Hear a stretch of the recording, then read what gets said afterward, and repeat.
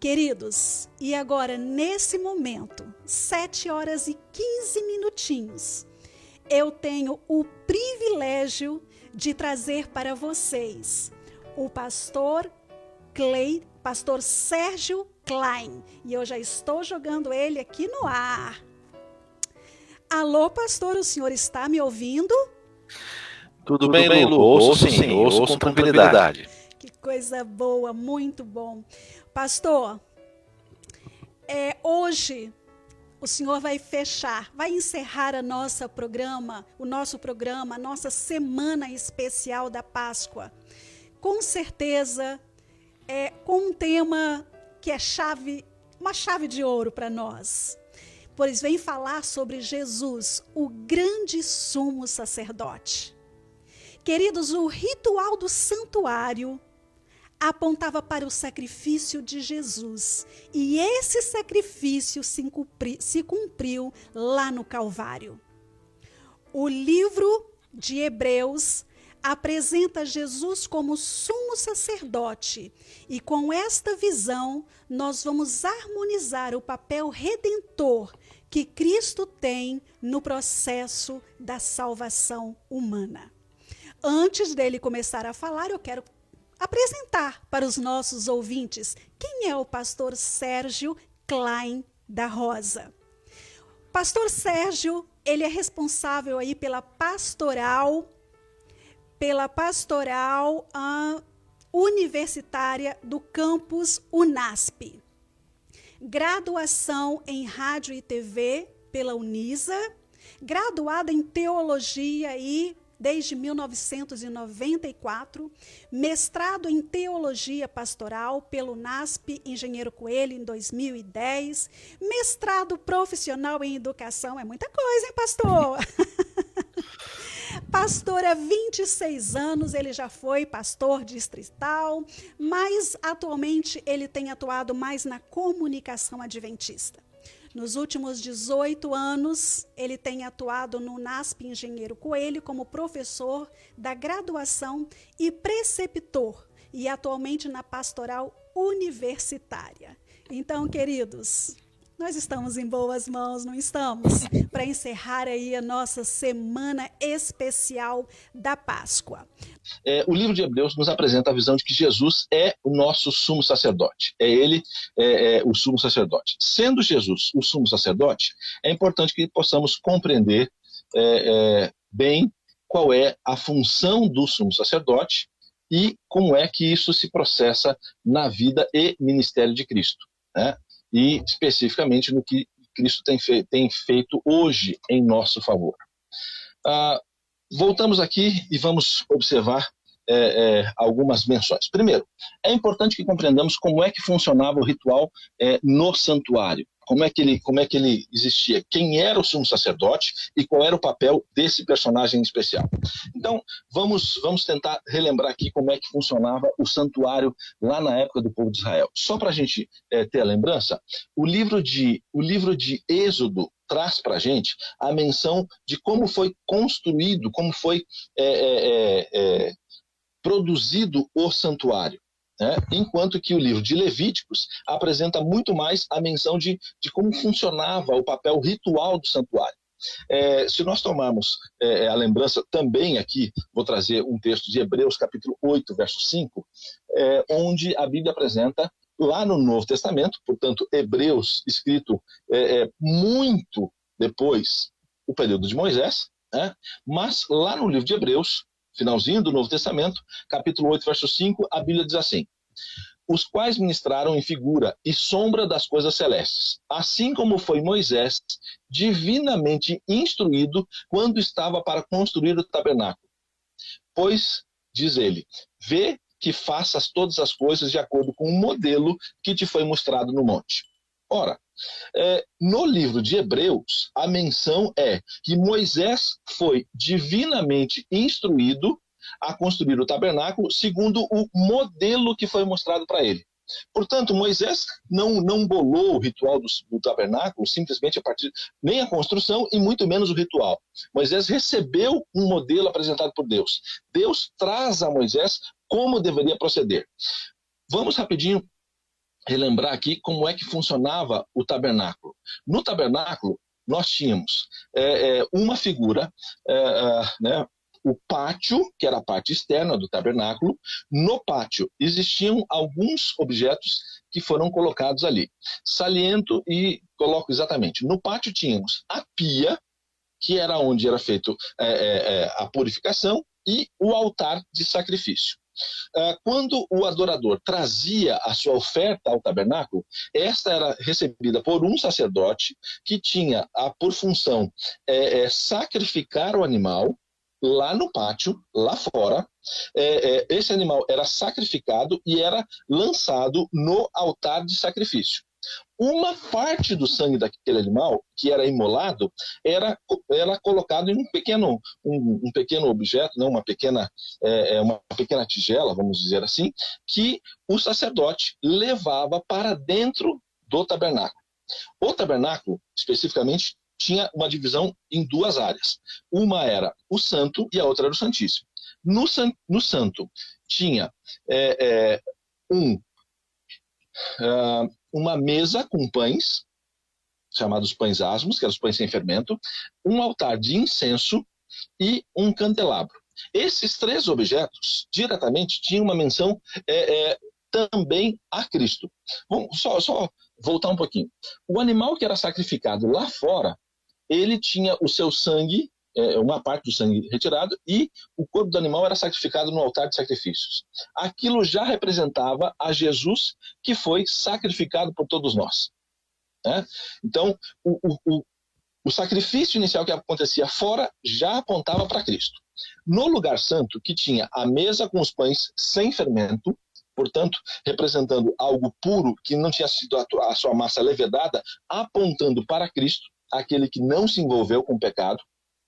Tinha o altar de incenso, e a própria Bíblia também faz essa referência de que o sacrifício de Jesus foi como aroma agradável a Deus, e o altar de incenso também fazia uma menção ao sacrifício de Jesus como aquele aroma agradável a Deus. Portanto, o altar de incenso também fazia uma menção a Jesus, e o candelabro, que também com as 7 velas, fazia uma alusão a Jesus, a luz do mundo. Aqui nós temos, no lugar santo, também uma menção, nos 3 objetos que lá estavam, uma menção a Jesus e a quem ele verdadeiramente era. Se nós tomarmos um pouquinho mais, aprofundando, tinha uma cortina que separava o lugar santo do santíssimo. E dentro do lugar santíssimo tinha ali a Arca da Aliança. Era o único objeto que ficava dentro do santíssimo. Por sobre a Arca da Aliança, que é chamada de propiciatório, a tampa que tinha ali, ficava a figura de 2 anjos, com uma das asas cobria o rosto, com a outra asa se tocavam. E entre esses 2 anjos brilhava constantemente uma luz, que era o Shekinah, a própria presença visível de Deus entre o povo de Israel. O lugar santíssimo não era um local de adoração a Deus. Não era um local onde qualquer pessoa pudesse entrar. Na verdade, somente o sumo sacerdote. Haviam vários sacerdotes que participavam do serviço no templo, mas apenas um, que era o líder dos sacerdotes, o primeiro foi Arão, o sumo sacerdote era o único que entrava uma única vez no lugar santíssimo para fazer a expiação dos pecados de todo o povo. Aí, vale a pena a gente voltar um pouquinho para compreender todo esse processo.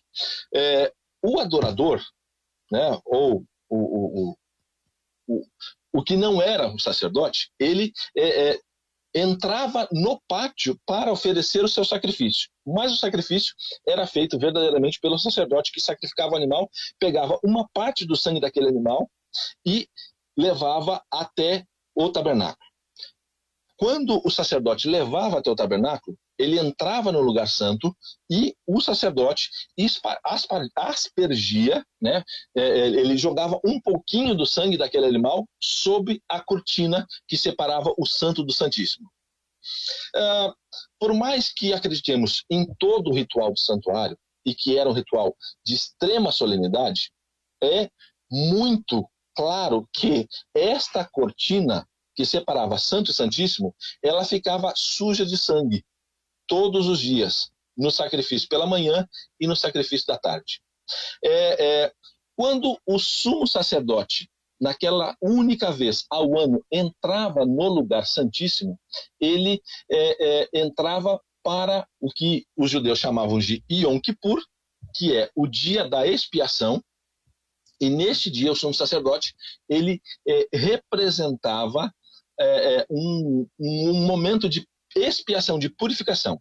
Nesse único dia do Yom Kippur, ou nesse único dia, que era o dia da expiação, era também trocada a cortina que separava santo e santíssimo. Portanto, era o dia de expiação de todos os pecados. Simbolicamente, aquele sangue do animal que havia sido sacrificado no pátio e que havia sido trazido para dentro do santo e colocado na cortina, ele representava o pecado do adorador comum, arrependido por seu pecado, que era levado até a presença de Deus e era colocado na cortina. Essa cortina ficava suja pelo sangue do animal. O animal sacrificado, obviamente, apontava para o sacrifício de Jesus. Uma vez ao ano, como eu já disse, uma vez ao ano, essa cortina era trocada nesse dia da expiação. Há um detalhe além desse ponto aqui na história, que acho que é muito rico para a gente compreender, e vai ficar um pouco mais claro depois, para que a gente vai apresentar mais à frente. Sim. É que esse único dia em que o sumo sacerdote entrava no local santíssimo, ele simbolicamente representava para todo o povo de Israel,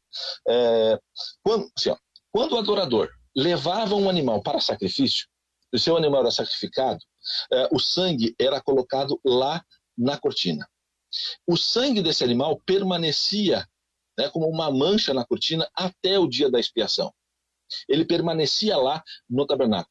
O adorador voltava para casa já consciente de que havia pedido perdão pelo seu pecado. E sua vida continuaria dentro da normalidade, porque ele já se sentia perdoado por Deus. Mas, no dia da expiação, quando o sumo sacerdote, ele representativamente assumia o pecado de todo o povo, de toda a nação, e levava perante o Santíssimo, o sumo sacerdote estava novamente trazendo o pecado de cada adorador, de cada um, ao longo de todo o ano. Portanto, o que acontecia ali era, vamos supor, Sérgio, cometi, levei um animal para ser sacrificado no tabernáculo, o animal foi sacrificado em qualquer um dos dias do ano, mas no dia da expiação, novamente, aquele sangue do animal que eu havia levado para ser sacrificado e que estava na cortina, ele era simbolicamente transferido para o sumo sacerdote. E o sumo sacerdote o apresentava novamente perante Deus, pedindo perdão de Deus para todos os pecados que estavam manchando a cortina atrás de suas costas. Nesse momento, era um ritual tão solene que a própria roupa do sacerdote, ela tinha pequenos sinetes que ficavam na orla, na barra da sua roupa. E os relatos dizem que era tão solene, porque se algum dos pecados do povo de Israel não tivesse sido plenamente perdoado por Deus, ou não houvesse sido aceito por Deus, o próprio sumo sacerdote poderia ser imediatamente dizimado diante da presença de Deus na frente da Arca da Aliança. Todo o povo parava em silêncio e ficava tentando ouvir. Uma expectativa, uma ansiedade enorme. E quando eles ouviam, na verdade, ficavam aqueles que podiam mais próximo do tabernáculo e ouviam novamente o barulho dos sinetes tocando, era sinal de que o sacerdote estava saindo de dentro do Santíssimo. Que todo o pecado havia sido perdoado por Deus. Que toda aquela cortina manchada por todos os pecados de um ano inteiro, da nação toda, podia ser trocada, porque Deus agora limpou a história de todos eles e expiou todos os pecados. A saída do sacerdote era motivo de festa para todo o povo de Israel.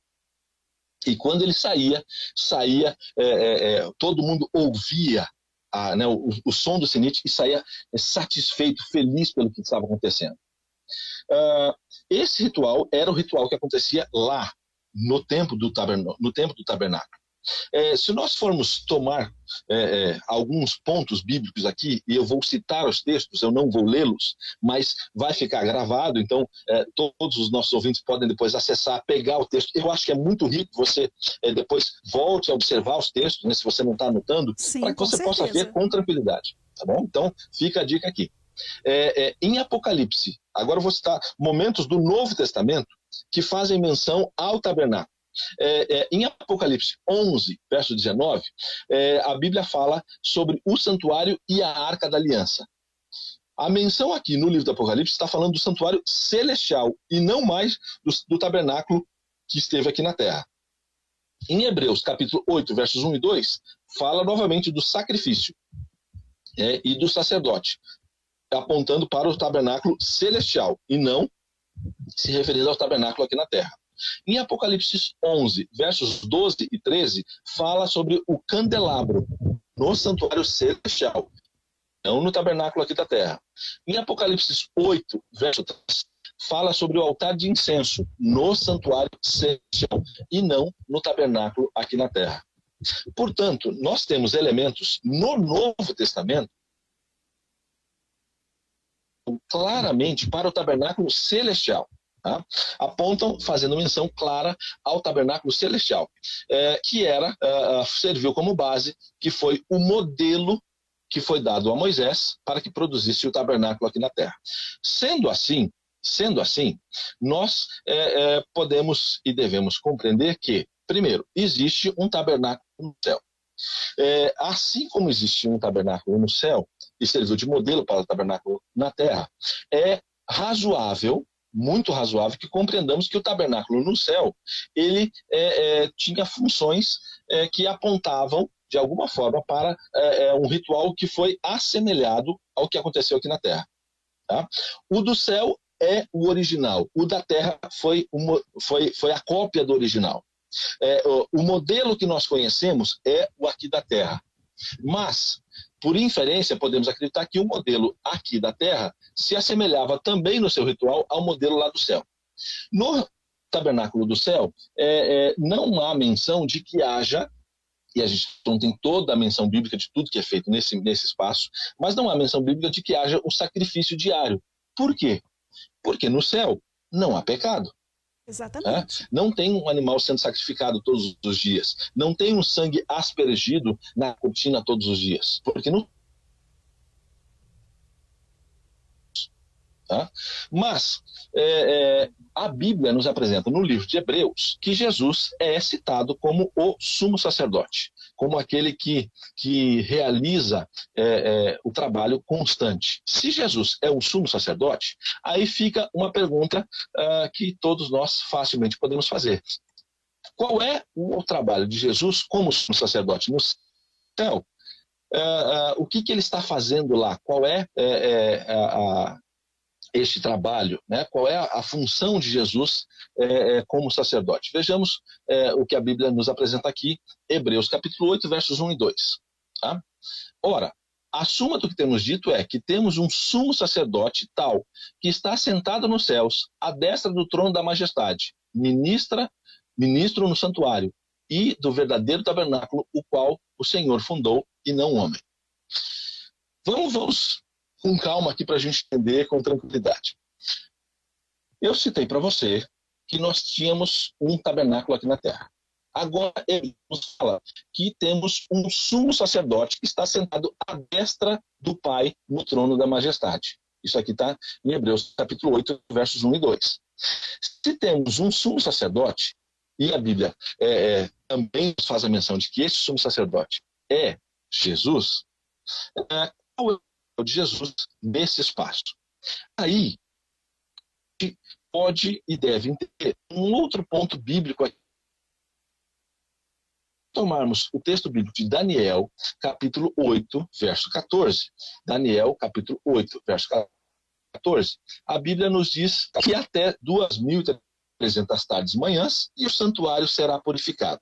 Bom, vamos entender com mais tranquilidade aqui. Quando Daniel escreveu a profecia de Daniel 8,14, que cita até 2.300 tardes e manhãs será purificado, a que Daniel se referia. Pesquisadores, estudiosos se debruçaram sobre essa profecia para compreendê-la e para entendê-la um pouquinho melhor. Para isso, passaram a estudar outras profecias também do livro de Daniel. Primeiro, algumas pessoas tentaram entender a que referia essa purificação do santuário, que foi citada em Daniel 8,14. Alguns acreditavam ser, talvez, a purificação da igreja. Em outros momentos, alguns acreditaram ser a libertação do povo palestino, a libertação dos judeus, o início do Apocalipse e outras várias menções foram compreendidas ali. Como é que nós entendemos esse ponto e como é que nós compreendemos esta menção? Bom, se nós tomarmos a profecia que está também expressa no livro de Daniel capítulo 9, versos 24 e 25, onde cita 70 semanas não colocadas sobre o meu povo, e identifica qual é o período do começo dessas 70 semanas. Profecia de Daniel, capítulo 9, versos 24 e 25, a profecia diz que ao sair o decreto para reconstrução, esse decreto é o decreto que foi assinado em 457 a.C., era o decreto para a reconstrução de Jerusalém. Tá? Ali começa a marcar o período de 70 semanas. E a aparência da profecia, das 2.300 tardes manhãs, Daniel 8,14, ela começa em 457, contando 2.300 anos, ela se encerra em 1844. Então, eu sei que eu estou citando aqui muitos anos, datas e tempo, mas eu insisto ao nosso ouvinte que depois ouça com um pouquinho mais de tranquilidade, pegue, anote e você pode ler os textos para chegar à melhor compreensão. Ainda assim, se você desejar conhecer mais sobre esse assunto, é só entrar em contato com a produção aqui do programa, que vai ter toda a tranquilidade em encaminhar junto aos nossos amigos da Novo Tempo. O professor Leandro Quadros é especialista, né, nesse ponto, né, Lu? Então, assim, eu estou falando aqui, eu sei que para o ouvinte talvez sejam muitos números e referências que eu estou passando aqui, mas depois, com um pouquinho mais de tranquilidade, você pode ouvir com mais atenção e voltar a entrar em contato para receber essas informações com mais tranquilidade. Se tiver dúvida, mande a dúvida, que a gente ajuda. É isso aí. Esse é o objetivo. Né? Nosso objetivo é tentar explicar, não confundir ainda mais. Exatamente. Tá? Mas vamos em frente. A profecia das 70 semanas, que também marca o começo das 2.300 tardes e manhãs, ela começa em 457 e termina em 1844. Em 1844, a compreensão de que haveria uma purificação do santuário, conforme diz aqui Daniel 8,14, onde vou até ler o texto exato, né? Eu fiz menção a ele, mas vou ler exatamente as palavras que estão no texto, ok? Então, Daniel 8, 13 e 14.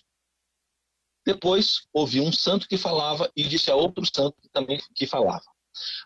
Até quando durará a visão do sacrifício contínuo e da transgressão assoladora, para que sejam entregues o santuário e o exército, a fim de que sejam pisados?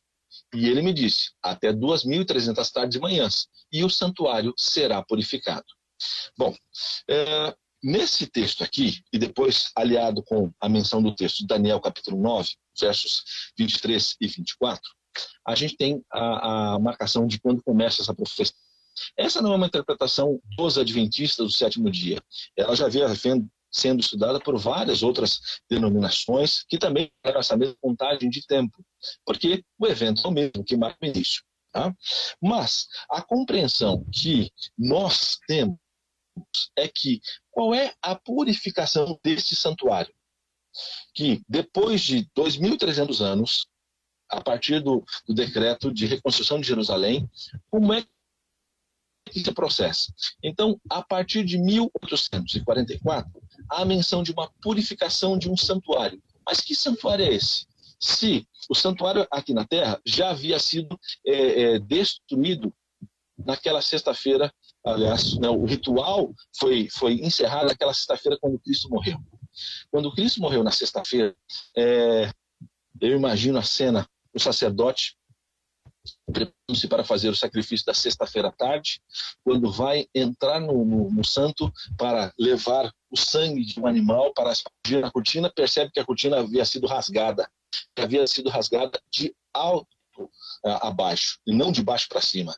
O rasgo veio de cima, né? E o Santíssimo agora está exposto, e a própria luz do Shekinah que brilhava na Arca da Aliança não estava mais aparecendo claramente para eles. O sacerdote que havia levado o sacrifício naquela sexta-feira sabia que não era ele o sacerdote, não era ele que deveria entrar no lugar santíssimo, mas o Santíssimo estava exposto. Por quê? Porque o ritual se encerra a partir daquele dia, quando não há necessidade. Porque o verdadeiro sacrifício pelo povo de Israel já havia sido dado em Cristo ao morrer na cruz. Sendo assim, Cristo deixa, a partir daquela sexta-feira, Cristo deixa de assumir o papel de sacrifício para assumir um novo papel a partir de sua ressurreição. E esse papel é o papel de sumo sacerdote. E Cristo vai mirar no Templo de Jerusalém. A partir daquele momento, começou a perder claramente a sua função, sendo tempos depois profanado e destruído mais uma vez. Em 1844 também não tínhamos o Templo de Salomão, não aquele da época de Cristo. Mas o que se passa é que a partir de 1844, no tabernáculo celestial, conforme nos diz aqui Hebreus capítulo 8, versos 1 e 2, Jesus passa a ministrar nesse novo tabernáculo. Nesse tabernáculo, Jesus passa a atuar como um sacrifício. Não como sacrifício mais, mas como sumo sacerdote. Qual era o papel do sumo sacerdote no dia da expiação? Ele levava os pecados do povo perante a presença de Deus. Hoje, em nosso tempo, depois de 1844, Jesus assume esse papel de, como sacerdote, como sumo sacerdote, levar o pecado de cada um de nós perante a presença do Pai. E ele assume um papel pelo pecado, foi pago pela morte de Jesus na cruz. Mas o julgamento e o juízo das ações de cada um de nós, ele se processa perante Deus. Aí alguém pode pensar assim, mas Deus não conhece minha vida? Deus não sabe? Deus já não sabe que sou culpado? Sim, Deus sabe. Até porque todos nós perante Ele somos culpados pelos nossos pecados. Mas mediante o sacrifício de Jesus, mediante aquele que pagou o preço, aquele que deu seu sangue e que leva à presença do Pai, nós temos agora a condição de sermos justificados perante Deus. No entanto, os anjos e seres de outros planetas que não se envolveram com o pecado, aqueles que não se contaminaram com o pecado, são testemunhas deste julgamento, são as testemunhas desse juízo, são as testemunhas que acompanham e que veem esse julgamento. Por que fala em julgamento? Vamos ver dois textos bíblicos a mais aqui. Se nós olharmos Daniel, capítulo 7, verso 10. Quero te convidar, se você tem sua Bíblia aí, Daniel, capítulo 7, verso 10. O texto bíblico nos diz assim, ó, deixa eu pegar o texto aqui. Daniel 7, verso 10. O texto bíblico nos diz assim, ó.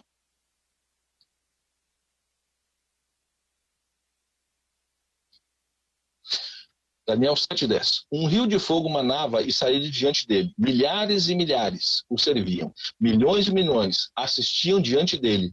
E assentou-se o juízo. E abriram-se os livros. Aqui a menção de livros e um juízo com milhares e milhares e milhões de milhões. A menção de um juízo que se passa no céu e não aqui na terra. Em Apocalipse 12, verso 20. Apocalipse 12, 20. Veja que o texto bíblico também nos apresenta uma menção também desta mesma condição. Apocalipse 12, verso 20. Olha o que o texto bíblico nos diz aqui. Então, deixa eu só corrigir aqui. Perdão, eu falei errado. É Apocalipse 20, verso 12. Tá? Apocalipse 20, verso 12. Verso 12. O que o texto diz aqui? E viu os mortos, grandes e pequenos, e estavam diante de Deus. E abriam-se os livros. E abriu-se o livro, o que é da vida. E os mortos foram julgados pelas coisas que estavam escritas nos livros, segundo as suas obras. Apocalipse 20, verso 12, está falando de um momento perante Deus em que foram abertos os livros. Cita os livros, depois fala que foi aberto o livro, que é o livro da vida. E os mortos foram julgados pelas coisas que estavam escritas nos livros. Portanto, perante Deus acontece um juízo, um julgamento, onde os livros registram as ações de quem? Daqueles que já morreram, daqueles que são os mortos aqui relatados. Existe o registro de cada pecado? Sim, ele existe nesses livros que foram citados aqui. Tanto em Daniel quanto no Apocalipse, são citados livros que são apresentados perante Deus. Nesta condição, nós temos a menção de que temos, portanto, hoje, temos um advogado junto ao Pai, que funciona como sumo sacerdote. Como sumo sacerdote, na época do povo de Israel, levava os pecados do povo perante o Santíssimo, perante a presença de Deus. Hoje, desde 1844, nós temos Jesus Cristo como aquele sumo sacerdote que se apresenta perante o Pai e acompanha esse julgamento e abre os livros. E quando os livros são abertos, é Ele quem intercede diretamente por nós. Sabe, talvez você que está nos ouvindo, ou qualquer um de nós, possa estar pensando assim, mas se está acontecendo um julgamento no céu, e esse julgamento começou em 1844, nós estamos em 2021, já se passou um longo tempo. Será que esse julgamento já não poderia ter sido encerrado? Eu creio que pelo poder de Deus, claro que ele poderia, facilmente. Deus não tem necessidade de tribunais de apelação e outras cortes e outras situações mais. Eu encontro uma única menção pelo qual esse julgamento ainda não se encerrou. A menção é porque Deus ainda espera a minha e a sua decisão. Amém. Quando falamos desse julgamento, não é para que ninguém se sinta receoso. Será que meu nome está passando agora? Será que meu nome já passou? Será que eu já fui julgado? Será que não tem mais chance para mim? Não. Não é esta a situação e nem tampouco deve ser esse o nosso receio. Porque, primeiro, a Bíblia nos fala no livro de 1 João, capítulo 2, verso 1, que Jesus é o nosso advogado justo. Ele funciona como sumo sacerdote lá no modelo do tabernáculo. É ele quem intercede por nós. É ele quem age no dia da expiação. É ele que interfere para que nós todos sejamos alcançados. E, acima de tudo, é ele quem ainda aguarda a sua e a minha decisão também nesse dia. Amém, pastor. Com o texto de 2 Pedro, capítulo 3, verso 9, onde a Bíblia diz assim: o Senhor não retarda a sua promessa, ainda que alguns o tenham por tardia, mas ele é longânimo para conosco, não querendo que ninguém se perca, senão que todos venham a arrepender-se. O julgamento poderia ter sido acabado? Eu creio que sim. Mas Deus ainda espera a sua e a minha decisão. Deus ainda dá uma oportunidade. E Cristo realiza esse trabalho de expiação pelos nossos pecados, assim como o sumo sacerdote aprendeu o modelo e seguia na expiação do tabernáculo aqui na terra. Hoje, Cristo está vivo, fazendo toda a diferença a nosso favor. Que Deus acompanhe a todos nós, para que possamos compreender um pouco mais das importantes verdades que Ele tem, para que possamos viver uma nova vida. Pastor, são 7h59. O nosso programa está encerrando aqui. Muito obrigado pela sua participação aqui conosco. Que Deus possa continuar te abençoando, te usando como tem feito. Queridos ouvintes, nós ficamos por aqui hoje, mas segunda-feira estaremos de volta com a nossa programação normal, aí com o Dr. César Vasconcelos, com a Eliane, com a Betina, com o professor Leandro Quadros, e você não pode perder nenhum dia, porque sempre pensamos no melhor programa para você. Uma boa noite, nós ficamos por aqui, segunda-feira estamos de volta.